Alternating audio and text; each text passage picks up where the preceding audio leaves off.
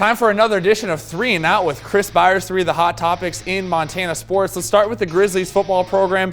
It's a big one. You've covered Big Sky football for decades, and this one is on ESPN2. Well, how about this? You got number 4 Montana against number 6 Eastern Washington. Great rivals, national TV, at prime time on Saturday night. You don't get better than that. Now, the bad news for the Grizz, they can't win at the Inferno. Eastern Washington has an amazing track record there. Nobody likes the red turf. It's tough on opposing teams.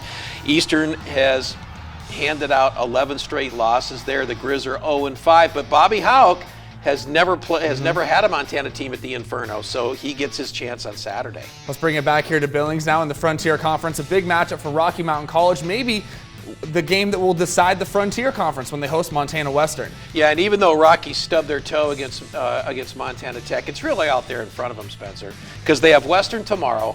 Then they go to LeGrand and take on Eastern Oregon. Those two teams, along with Rocky and College of Idaho, are all tied for first place. Rocky's already beaten the College of Idaho. So if you take care of business, Western and then Eastern, easier said than done, you're in the driver's seat in the Frontier with 4 times tied at 3-1. Finally, in high school, once again on SWX, we have probably the best game in the state right here on our network when Billings Central hosts Laurel. Both teams undefeated. This rivalry just never really disappoints. You talk about, we talked about soccer last week. Football, kind of the same thing. You know, it's the oldest rivalry in Yellowstone County. We've said that a lot. It's a great rivalry. Laurel has gotten so much better in football. They beat Central 34-0 in last year's State A.